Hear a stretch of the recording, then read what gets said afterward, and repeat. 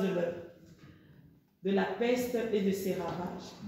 Il te couvrira de ses plumes et tu trouveras un refuge sous ses... Je veux commencer comme ceci. L'heure ramène l'heure, le jour ramène le jour, la nuit ramène la nuit. Est-ce que quelqu'un me comprend très bien? L'heure ramène l'heure, le jour ramène le jour, la nuit ramène la nuit. Pendant des heures lesquelles où toi tu crois que tu es inoffensif, il y a des gens lesquels peut-être qui peuvent comploter contre toi. Est-ce que quelqu'un m'entend? Pendant des moments lesquels où toi, c'est-à-dire tu es innocent, où tu ne connais rien, il y a des gens lesquels qui veulent t'atteindre. En réalité, quand c'est-à-dire des gens font des réunions pour t'atteindre, ce n'est pas parce que tu déranges, c'est parce qu'ils voient d'abord l'avenir de ce que tu peux accomplir. Et si ce que tu peux accomplir peut casser, c'est-à-dire leur objectif principal, tu peux être, c'est-à-dire une occasion de chute pour eux. Alors qu'est-ce qui va se passer? Quand ils ne peuvent plus toucher directement à ton étoile, bah, ils vont chercher à t'attaquer d'une manière physique. Mais la Bible dit, 1000 à ta gauche, 10 000 à ta droite, tu ne seras pas atteint. Amen. Pourquoi? À cause de quoi? À cause que l'Éternel t'a créé à son image et à sa ressemblance. Voilà pourquoi l'Éternel dit un jour dans un réunion céleste, l'homme a été créé à son image et à sa ressemblance. Voilà pourquoi Dieu n'a pas d'ennemi. Si Dieu n'a pas d'ennemi et que tu es l'image cachée du Dieu invisible, toi aussi tu ne peux pas avoir d'ennemi. Donc toute personne qui peut se lever contre toi, c'est plus toi qui vis, mais c'est le Christ qui vit en toi. Et comme c'est le Christ qui vit en toi, la personne va rencontrer le Christ dans les combats. Voilà pourquoi je vais encore annoncer à quelqu'un. Septembre qui commence, c'est un mois où les combats que vous allez avoir, c'est le mois que le Christ va prendre votre place. Amen. Le Christ va prendre votre place. Vous savez, en général, Job dit, je sais que mon Rédempteur est vivant et il s'élèvera le dernier. S'il te plaît, Marie, une deuxième fois tu sors. Gloire au Seigneur. Écoutez-moi bien. Ton Rédempteur est vivant et il s'élèvera le dernier. Pourquoi le Rédempteur est vivant? Des fois dans les combats, Jésus attend d'abord un moment. Des fois dans des circonstances, Jésus attend d'abord un moment. Jésus peut attendre un moment. Pourquoi il attend un moment? Parce qu'il sait que quand il dit un mot, la chose arrive. Il sait qu'il suffit d'un claquement des doigts et il peut créer, c'est-à-dire des circonstances, c'est-à-dire favorables. Gloire au Seigneur, gloire à Jésus. Il peut créer des circonstances favorables pour que tes problèmes soient réglés, pour que les atmosphères, c'est-à-dire favorables. Est-ce que quelqu'un me comprend très bien? Je vais dire à quelqu'un comme ceci. Quand les problèmes commencent et que si Dieu s'élève au premier pour arrêter les problèmes, ça veut dire que quoi? Ça veut dire que la nature et l'image qu'il t'a donnée ne sert à rien. Voilà pourquoi le Seigneur te laisse d'abord. Parce que les problèmes qui arrivent, si tu ne sais pas gérer, que ça commence à te dépasser, c'est là où maintenant il rentre en action. Si le Seigneur rentre en action trop souvent à chaque circonstance, à chaque problème, à chaque situation, c'est-à-dire que tu ne peux pas exercer, c'est-à-dire ton droit. Un homme de Dieu, un enfant de Dieu a, c'est-à-dire son droit et il a aussi son devoir. Ton devoir à toi, c'est-à-dire, c'est de rester auprès des pères. Si c'est le pied de Jésus que tu attaches, attache-toi au pied de Jésus. Ça, c'est-à-dire, c'est ton devoir. Mais ton droit, c'est-à-dire, tu peux déclarer et les choses qui n'existent pas peuvent venir à l'existence. Voilà pourquoi si l'Éternel voit que cela devient, c'est-à-dire, une obligation, pour que quoi? Pour que les circonstances qui viennent, il te laisse d'abord le temps de les gérer. Il te laisse d'abord le temps de les régler. Et quand tu n'arrives pas, c'est là où il voit que non, ça te dépasse, il descend. Dieu ne descend jamais dans des problèmes et dans des combats avant que cela te dépasse. À chaque fois que Dieu commence à intervenir, même dans la Bible, c'est quand la situation dépasse l'homme de Dieu. C'est quand, c'est-à-dire, la situation te dépasse. C'est quand, autrement dit, tu viens en qualité de prophète et qu'en face de toi, tu as des dieux. Alors, en ce moment-là, c'est-à-dire, il y a des forces surmesurées. Alors, Dieu te face et puis Dieu combat contre Dieu. Est-ce que quelqu'un me comprend? Voilà pourquoi je veux encore annoncer à une personne comme ceci. Tu ne peux pas commencer un combat et vouloir que Dieu combat à ta place. Ce n'est pas possible. Parce que dans la justesse de Dieu, ça c'est injuste. Est-ce que quelqu'un me comprend? Je veux dire encore à une personne comme ceci. Quand Dieu te laisse rentrer en combat, laisse-moi te dire qu'il ne te laisse pas seulement rentrer en combat pour rien. Parce qu'il dresse d'abord au devant de tes adversaires une table. Est-ce que quelqu'un me comprend? Quand tes adversaires viennent devant eux, il y a déjà une table. Donc, en tout cas, entre toi et tes adversaires, il y a une séparation. Si tes adversaires, autrement dit, arrivent à casser cette table-là, c'est là où Dieu rentre en action. Est-ce que quelqu'un me comprend? Dieu ne rentre pas en action directement sans qu'une table, c'est-à-dire, est dressée. Sans que le table qui est dressé est déplacé. En général, le table qui est dressé en face de nos adversaires est cassé d'abord par nous-mêmes. Par rapport aux opportunités que tu laisses à tes adversaires de venir les casser. Quand un adversaire est devant toi, pour qu'un adversaire t'attaque à ta dimension des prophètes, il faut que tu laisses un accès quelque part. L'accès quelque part, c'est-à-dire à un moment donné, peut-être tu as oublié ton droit ou ton devoir. Mais quand tu oublies ton droit ou ton devoir, l'adversaire peut avoir accès à casser, c'est-à-dire la table qui est dressée devant lui et à venir t'attaquer. Et pendant lors de son attaque, quand l'Éternel voit que, c'est-à-dire la table est cassée, c'est en ce moment-là que lui aussi il rentre en action. Parce que la dimension est surproportionnelle. Là, devant toi, tu as un Dieu qui t'attaque. Alors, qu'est-ce qui se passe? Il va te relever pour que toi aussi tu sois à la dimension de Dieu, pour faire en sorte que les 1000 qui se sont levés à ta gauche, les 10 000 à ta droite, pour faire en sorte qu'au lieu que c'est toi qui sois atteint, tout ce qu'ils peuvent forger contre toi va retourner contre eux. Est-ce que quelqu'un me comprend très bien? Le révérend.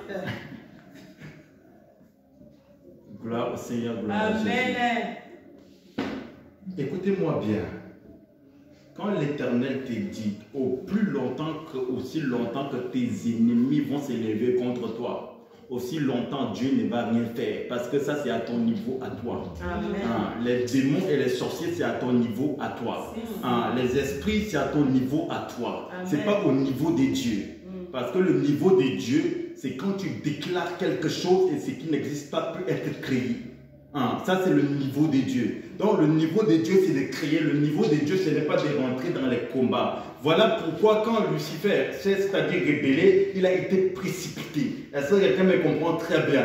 Et quand l'homme aussi a péché, l'homme aussi a chuté, l'homme aussi est descendu. Est-ce que quelqu'un me suit très bien? Donc, les deux, en fait, ils sont descendus tous les deux, c'est-à-dire dans une autre portion de la terre. L'autre est dans la terre ici, l'autre est dans une autre portion supérieure de la terre. Est-ce que quelqu'un me comprend très bien? Donc, les deux, l'homme et Lucifer, on est tous les deux sur terre.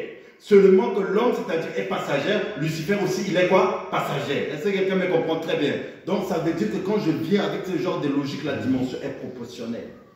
Donc maintenant, quand autrement dit, les agents du ténèbre qui s'élèvent, autrement dit, quand les sorciers qui s'élèvent contre toi, tu commences à invoquer Dieu, pour moi c'est une insulte devant le trône de la grâce. Parce que ça, c'est plus au niveau de Dieu, c'est à ton niveau. Voilà pourquoi, vous savez, quand le sorcier commence à sorcellerie, même s'il t'attaque, des fois son attaque n'a pas d'effet parce que son niveau est bas.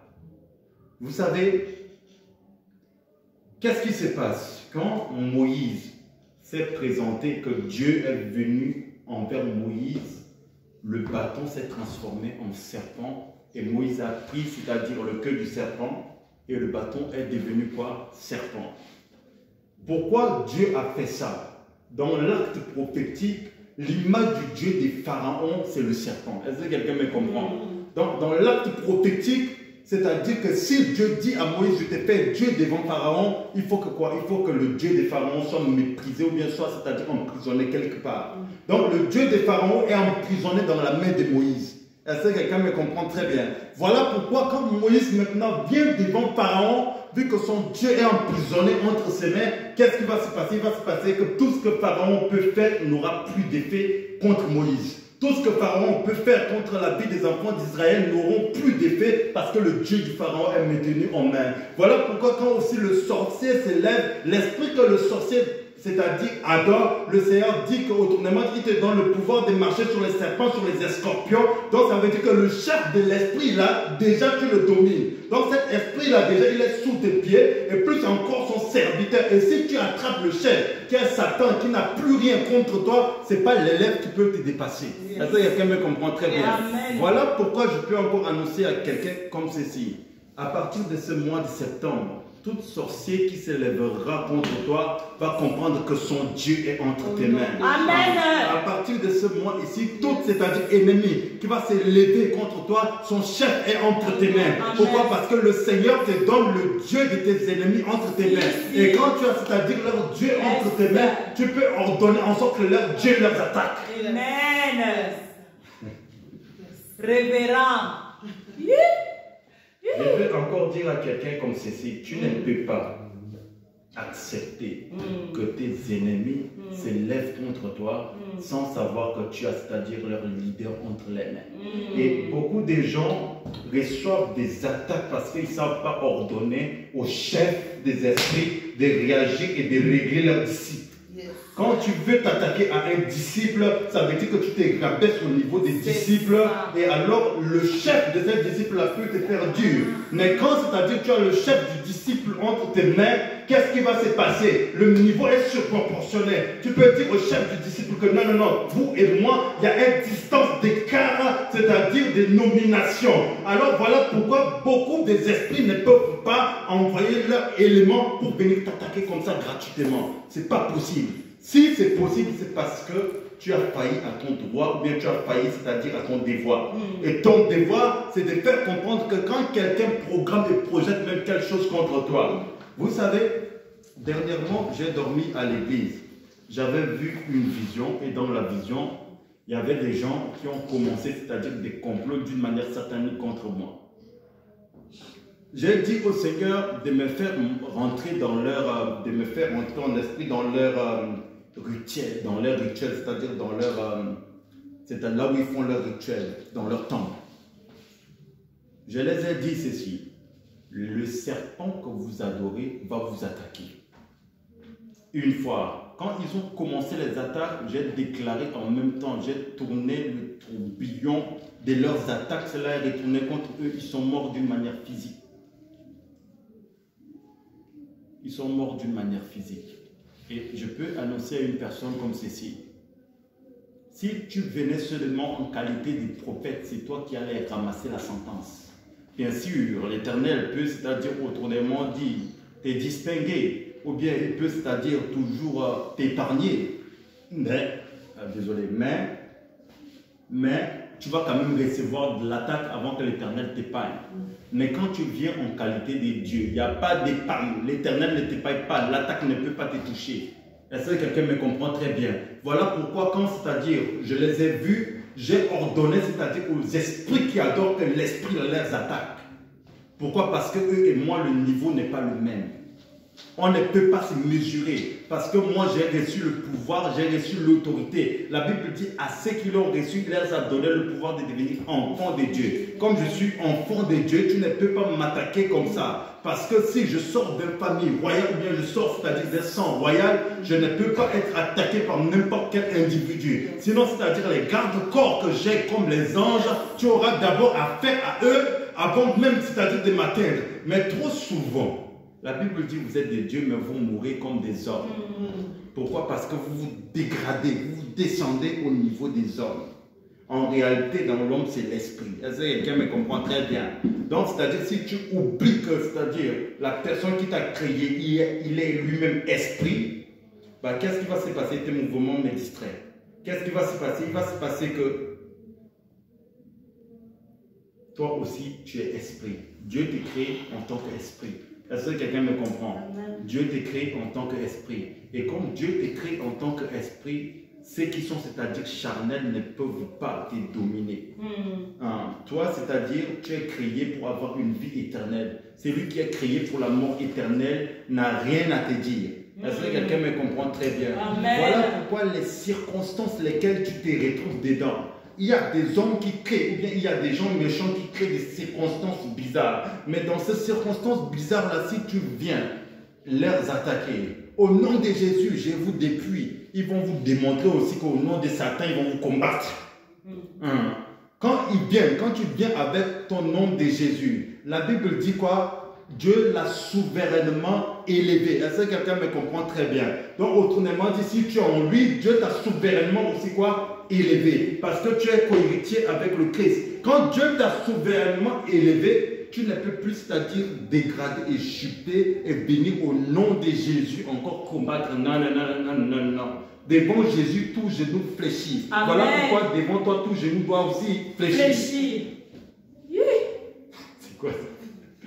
Et si devant toi, tout genou fléchit, tu ne peux pas venir et subir des attaques. Amen. Les attaques lesquelles tu subis doivent plus, c'est-à-dire avoir d'effet parce que tu dois être à la dimension de Dieu. Amen. Les circonstances lesquelles qui viennent d'une manière négative doivent être positives et tu dois le rendre positif. Ça, ce n'est pas au niveau de Dieu. Le niveau de Dieu est qu'il te garde en vie. Le niveau de Dieu est que, c'est-à-dire, dans les combats, il te donne accès à avoir, c'est-à-dire, ta place au-dessus des dominations et des principautés. Ça, c'est ce que Dieu peut faire, mais le reste, ça, c'est ton boulot.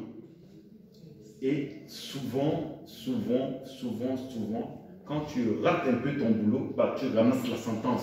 C'est-à-dire, ceux qui sont en dessous de toi peuvent t'attaquer. Ils peuvent t'atteindre d'une manière n'importe comment. Ils peuvent venir jouer avec ta vie n'importe comment. Vous savez, est-ce que vous savez que les liens familiaux et tout ce qui est, c'est-à-dire les hôtels, sont liés des fois naturellement au manque des niveaux. Au manque des niveaux. Quand tu descends au niveau, c'est-à-dire des prophètes, ou tu descends au niveau des hommes de Dieu, est-ce que quelqu'un me comprend très bien? Tu peux avoir des liens familiaux, tu peux, c'est-à-dire avoir des choses, des réclamations.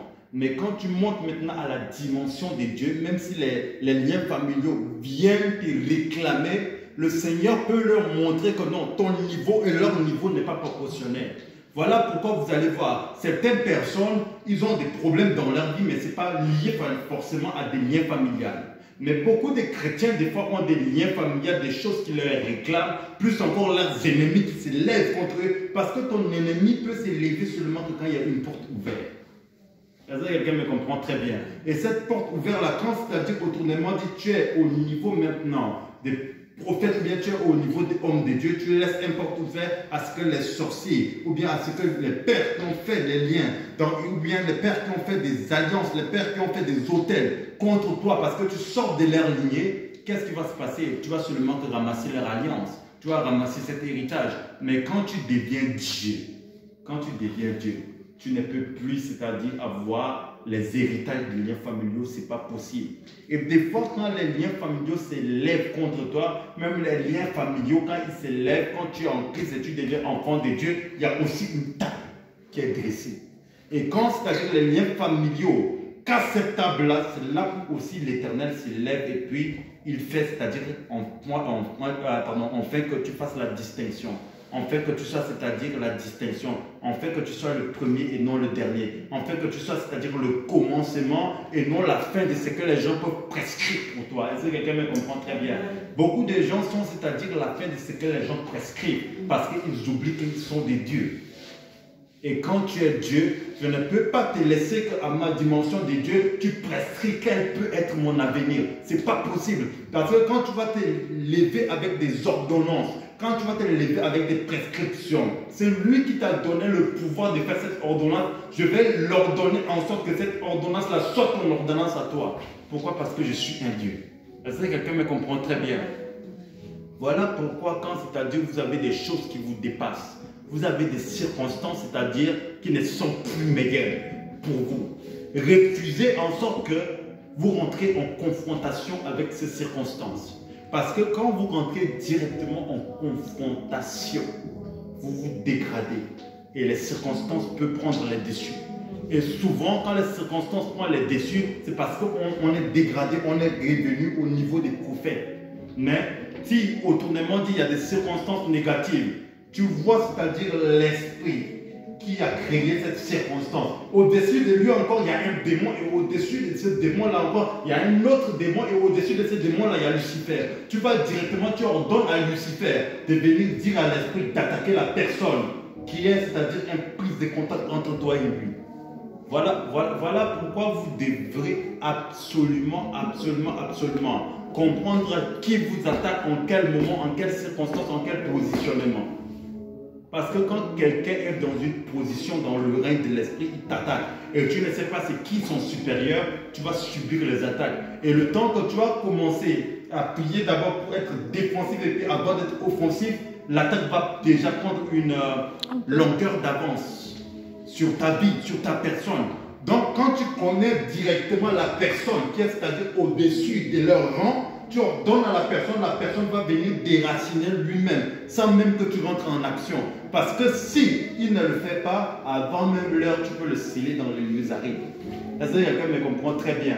Donc, voilà pourquoi vous allez voir que certains démons, quand ils font certaines choses, ils le font avec une certaine justesse. Parce qu'avant même d'aller en enfer, ils peuvent bloquer dans les lieux arides. Voilà pourquoi quand quelqu'un meurt, on dit qu'il part au séjour des repos, il y a le séjour des morts.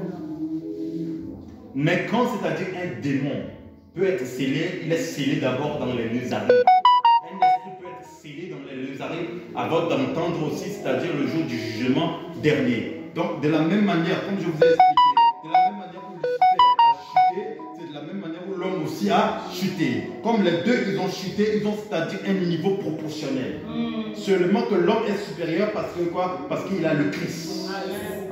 Mais Lucifer et l'homme, ils ont les niveaux proportionnels. Donc de la même manière où l'homme a aussi, c'est-à-dire de quoi attendre son jour de jugement dernier, les démons, Lucifer aussi a, c'est-à-dire le jour où il peut aussi attendre son jour du jugement dernier. Est-ce que quelqu'un me comprend très bien? Voilà pourquoi vous allez encore comprendre une autre chose comme ceci. Quand un démon vous attaque, l'ordonner en fait qu'il arrange les attaques, il ne le fait pas, il sait que ça peut lui coûter un lieu aride. En attendant qu'un autre démon vienne le remplacer, c'est-à-dire qu'il risque de perdre son poste, il risque de perdre son règne, il risque de perdre, c'est-à-dire ses principes. Et s'il perd ses principes, par qu'est-ce qui se passe? Tous les esprits qu'il a créés peuvent aller aussi avec lui dans les lieux arides. Est-ce que quelqu'un me comprend très bien? Voilà pourquoi, pardon? Non, dans les lieux arides. C'est une prison spirituelle. Non, c'est pas une prison. C'est beaucoup plus l'enfer. L'enfer, c'est une prison spirituelle. Mais les lieux arides, c'est un endroit où ça scelle les esprits et les esprits ne peuvent plus propager leur pouvoir, leur puissance. Ils ne peuvent plus exister, c'est-à-dire dans le règne de l'esprit. Ils sont, c'est-à-dire scellés quelque part, comme un lieu d'attente pour leur jugement. C'est pas vraiment une prison. L'enfer, c'est la prison d'un esprit ou d'un démon. Est-ce que quelqu'un comprend? Est-ce que c'est bon à comprendre? Donc ça, c'est très différent entre le prison spirituel, c'est directement l'enfer, et puis les lieux arides. Les lieux arides, un esprit qui est scellé dans les lieux arides, on peut le libérer. Mais un esprit qui va en enfer, un démon qui va en enfer, il ne peut plus être libéré. Donc l'enfer, c'est la prison, mais les lieux arides, c'est un endroit de jugement, si on peut dire. C'est un endroit de jugement rapide. Est-ce que quelqu'un me comprend? Ça, c'est la différence entre les lieux arides et la prison. Voilà pourquoi un esprit ne peut pas t'attaquer directement. Un jour, quelqu'un dit à une personne, donc il y avait des conflits entre deux personnes. Il y a un qui était sorcier et puis l'autre était chrétien. Celui qui était chrétien avait énervé celui qui était le sorcier. Le sorcier lui a dit, aujourd'hui quand tu vas dormir, ton côté pied droit va commencer à se gonfler avec plein de blessures. Il vient, il me dit en pleurant qu'il a fait ça aussi à un voisin à côté parce que le sorcier là dans ce quartier, c'est un sorcier le plus puissant du quartier parce qu'il vient du Sénégal. Je l'écoute et puis je lui ai dit qu'est-ce que tu avais fait avec ce sorcier là pour qu'il s'énerve comme ça. Il a dit qu'il est parti lui insulter les sorciers pour venir libérer un peu, c'est-à-dire le voisin, qu'il a fait ça parce qu'ils sont amis avec le voisin. Je lui ai expliqué déjà, tu n'as pas à faire ça parce que ce n'est pas à toi de lui juger. Ça c'est un. Et de deux, appelle-lui, demande-lui pardon. Il dit non, au nom de Jésus, je ne vais pas le faire. Au nom de Jésus, je ne vais pas le faire. Il n'a pas fait. Le sorcier a attaqué effectivement. Le lendemain, il a ramassé la sentence. On m'appelle, j'appelle maintenant le sorcier. Je lui dis une fois, je lui dis, arrange ce que tu as commencé. Il a commencé à dire, tu ne me connais pas, je suis le sorcier le plus puissant de tout mon village, etc. Je lui ai dit, monsieur, une dernière fois, tu arranges le pied. Il ne veut pas arranger. Vous savez quoi? J'ai tapé la terre, j'ai inversé les sentences. La douleur est retournée contre lui. Je lui ai dit, je t'avais prévenu. Quand j'ai dit la douleur est retenue contre lui, qu'est-ce qui s'est passé? J'ai prié pour le gars, la douleur est partie. Mais non, il ne faut pas que la douleur parte comme ça. Quelqu'un doit subir aussi. Il faut qu'il subisse aussi ce qu'il a envoyé. On ne peut pas lui laisser comme ça. Je vois maintenant, c'est lui qui commence à appeler des coups de fil où il faut aller maintenant le voir. Quand on part le voir, il ramasse, c'est-à-dire la même chose, mais pas un peu sur les deux pieds. Je lui ai dit, j'ai ordonné à l'esprit que tu adores de t'attaquer, d'enlever la douleur et puis de retourner ça contre toi. Là, toute sa famille est restée à genoux. On a prié pour lui et finalement, il a accepté Jésus-Christ de Nazareth. Et il est en train maintenant de prier en verse avec nous. Donc, c'est pour vous dire qu'à un niveau donné de la vie de chrétienté, il faut surdépasser la dimension du prophète. Il faut surdépasser la dimension du prophète pour être, c'est-à-dire à la dimension de Dieu. Et quand tu es à la dimension de Dieu, tes adversaires ne seront plus des problèmes pour toi, tes ennemis ne seront plus des problèmes pour toi, les circonstances te seront meilleures et les situations te seront meilleures parce que tu peux même, c'est-à-dire lire chez tes adversaires comme on lit dans un livre. Et que le Seigneur vous bénisse abondamment. Et ça, c'est une portion des messages que vous devrez garder dans vos esprits pour le septembre qui commence. Et en septembre qui commence ici, il n'y aura plus d'attaque contre vous, il y aura des défis parce que Dieu vous met à la dimension de Dieu. Et nous allons nous lever pour prier.